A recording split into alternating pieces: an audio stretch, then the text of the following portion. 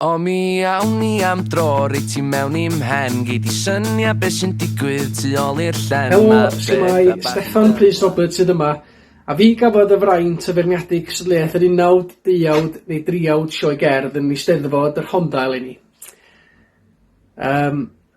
Braf oedd derbyn amrywiaeth eang o berfformiadau gan unigolion a deuawdau, o bob oed, a brafiach fyth oedd gwrando ar gyflwyniadau unigryw pob un o'r cystadleuwyr. Mae hyn wir dweud fod canu canuon yn arddull Sioe Gerdd yn parhau i fod mor boblogaidd ac erioed. Cafwyd canuon allan o'r Sioe Gerdd cyfarwydd fel Sioe Lemis, Grys, Jekyll and Hyde, canuon Sioe Gerdd Cymraeg, a canuon gan gyfansoddwyr cyfoes fel Scott Allen, Jason Robert Brown, Ben Spacek a Justin Paul. Sylw cyffredinol i bob un o'r cystadleuwyr yw bod angen chi barhau i weithio ar y techneg a pheidio cyfyngu'r llais. Mae angen lot fawr o ymrwymiad ac ymdrech i canu cân allan y Sioe Gerdd. Mae'n rhaid meddiannu'r gân a'r cymeriad a mynd rilio dan groen y perfformiad. Mae hi'n job anodd iawn cyflwyno cân allan y Sioe Gerdd oherwydd bod i allan o'ch cyd-destun. Felly mae rhaid i'r perfformiwr weithio'n ofnadwy o galed mwyn ceisio creu eich cyfleu'r naws ar y wyrgylch cywir. A job sydd hyd yn oed yn anoddach wrth ystyried fod y perfformiwr yn perfformio o flaen camera yn stafell osbarth, stafell fyw, neu hyd yn oed stafell wely. I'r rhai na ddaeth i'r brig, daliwch ati yn sicr i fwynhau y broses o berfformio Sioe Gerdd. A parhawch i ofyn y cwestiynau be, sut, a pham fod y cymeriad yma yn canu'r gân yn y sioe yr adeg yma, mwyn ychwanegu heinau a mynd o dan groen y perfformiad. Ond, wedi dweud hynny, dyma'r tri wnaeth wneud yr argraff fwyaf yn y marn i. Wel, yn y trydydd safle, dwi'n gosod Bethany Powell. Bethany'n canu weddol ddoniol, sef Pretty Funny allan o Dogfight the Musical, gan Spacek a Paul. Wel, am berfformiad dramatig yn llawn tensiwn ac emosiwn. Roedd o'n ddewis ysbrydoledig a gwneud waith gwych yn defnyddio'r cyfrwng yma i gyflwyno'r gân mewn modd cyfoes, realistig ac onest. Jyst gwylio ar adegau bod yr emosiwn ddim yn mynd yn drech na'r perfformiad. Weithiau mae cynildeb yn gweithio'n well, ac mi wnes i golli chydig ar y stori a'r geirio oherwydd hynny. Ond roedd o'n gyflwyniad teimladwy fel ni'n dweud, ac fel sawl sioe gan Spacek a Paul, mae yna bwyslais mawr ar yr emosiwn a chreu awyrgylch efo geiriau a cherddoriaeth, ac mi wnes i lwyddo i wneud hynny'n gwbl ddiymdrech.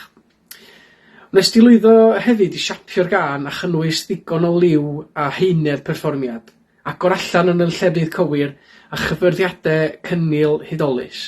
Da iawn ti. Jyst cofio weithiau, less is more, ond diolch o waelod calon am greu argraff.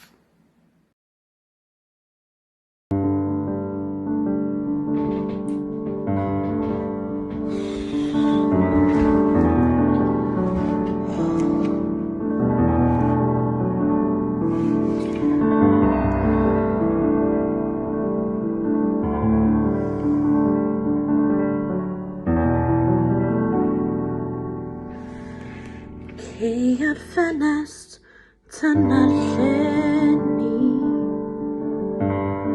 cithiad lle adlach ar wen, hongiau'r ffragiau erchyll, beth oedd yn ben.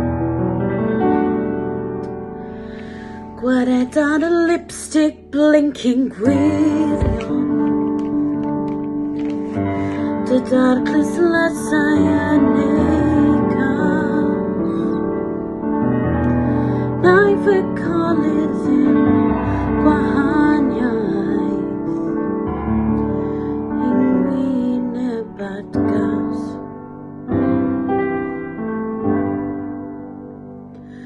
Nag yw en ddaniol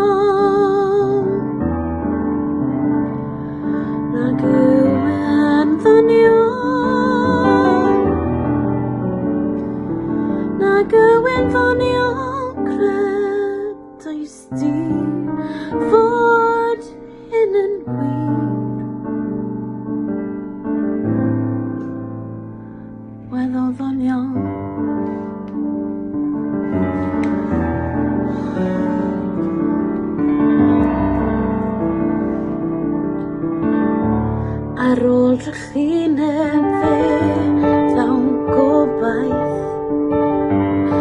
Gallu gweld i'n heibio'r graig. Fe is ti ddawnsio o ti'n ddawnsio gyda bachgen ar dy fraich. Nag yw'n ddoniol, nag yw'n ddoniol. Nad wyt ti'n ddoniol, a druan nesa naif, rhy banod i credu, rhy gloi weld y dda. Wel, camddi alles di, neu ti'n breuddwyd iawn. Mae bobl mor greulon.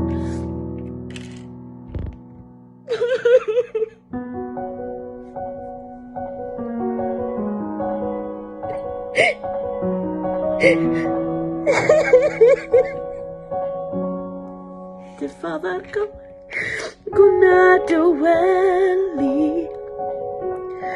Dim mwy llefain paid a meddio. Fe defradu rhyw bryd y fori a dysgu anghofio nag yw'n ddoniol, nag yw'n ddoniol. Am eiliad o'n i'n credu allan fod yn weddol doniol.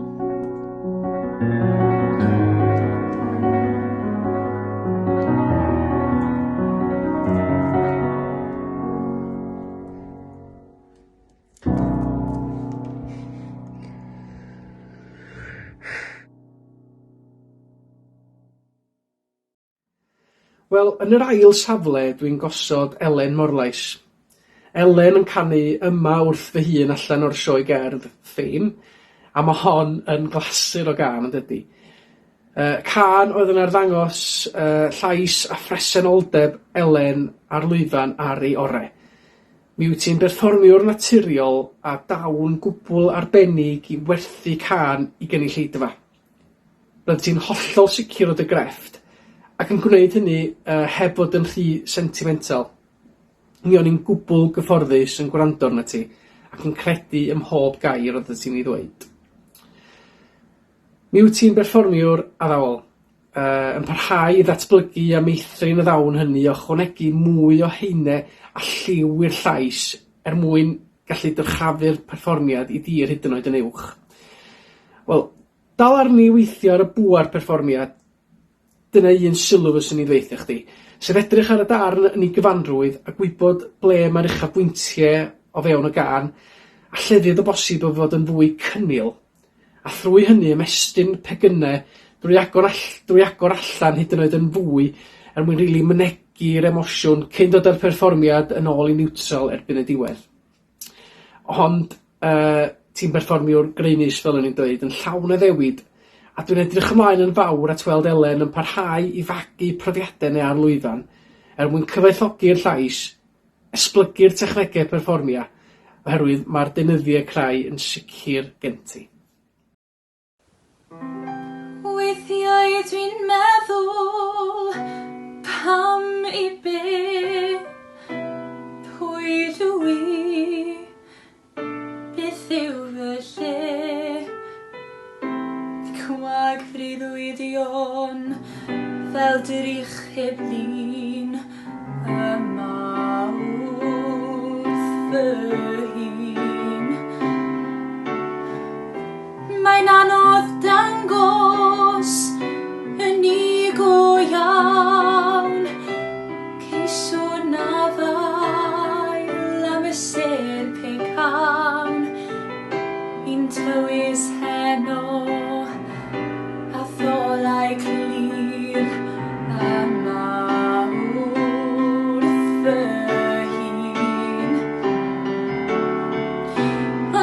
ddaw hiraeth drosto fi, dwi'n sylweddoli mod i angen di, o cariad bydd yn oeni, cariad cysura fi, cynnal fi, dwi angen di.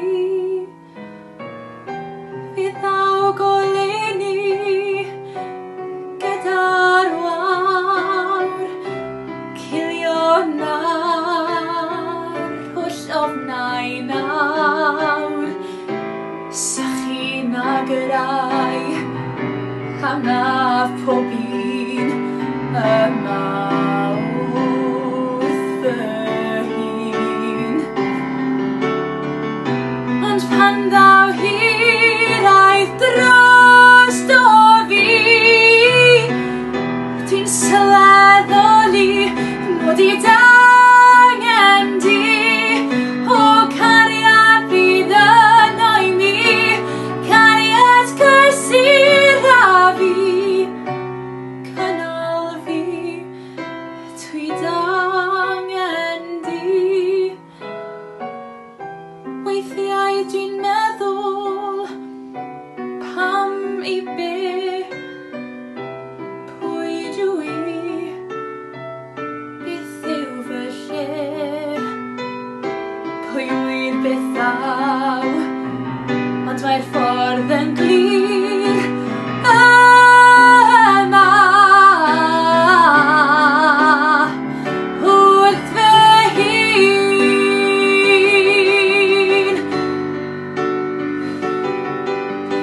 yma,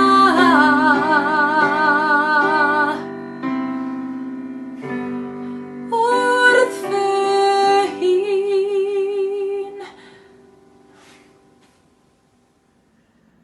Ond yn gyntaf, ac am y perfformiad mwyaf eiddfed a diffiant, dwi'n gosod Tyla. Tyla yn canu'r gân Cyst gan Scott Allan. Cân mor fynegiannol a sensitif, lle mae cynildeb rili ydi'r ateb a'r allwedd I lwyddiant y gân yma. Ac efallai nad oes gan Tyla y llais gorau yn y gystadleuaeth, ac efallai nad yw pob nodyn yn ei le, ond mae'r emosiwn, diniweidrwydd y perfformiad ac ei ddilwch y llais yn taro deuddeg. Ond hyd yn oed roedd llais yng ngwylod y cwmpod wedi dweud hynny, yn hynod y gyfoethog ac yn llawn cymeriad ac angerdd. Mae hi'n her sylweddol cynnal y gân yma. Mae hi'n reit ailadroddus, mae'n llafurus, ac mae'n para bron I 5 munud. Felly mae angen gwir ymroddiad a ffocws mwyn cynnal a chadw diddordeb y gwrandawr yn y perfformiad. Ac mi nes di lwyddo I wneud hynny. Ond dal arni, fel o'n i'n dweud wrth Elen gynt, I edrych ar bwa'r gân ac edrych ar gyfleoedd wrach ychwanegu mwy o liw a heine i'r perfformiad. Mi fyswn I wedi bod wrth y modd yn gwrando arna ti'n perfformio'r gân yma yn fyw mwyn gwerthfawrogi'r naws arbennig nes di greu. Mi oedd o'n darn ond yn siwtio chdi i'r dim, a llong gyfrchiadau mawr unwaith eto am berfformiad cofiadwy.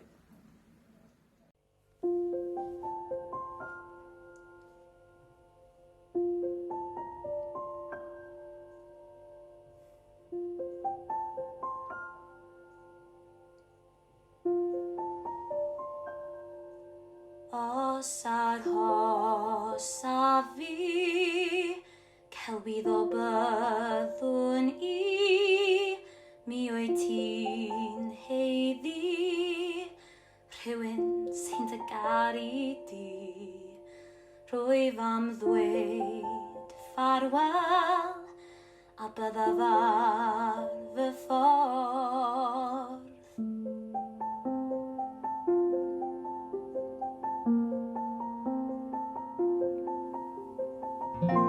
Nid fi yw'r un sydd am roi bob dim I ti, felly dwi'n dweud ffarwel ond pai ti am meiddio iddyn ni.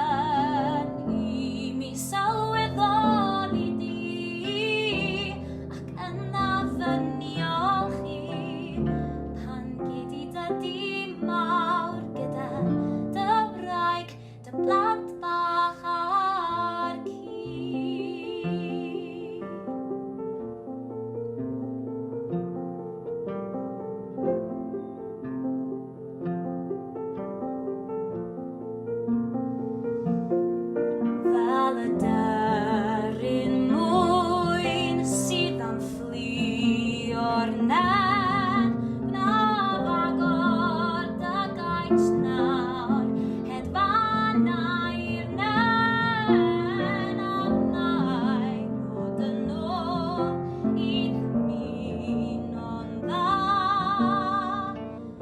Hwyl fawr, hwyl fawr,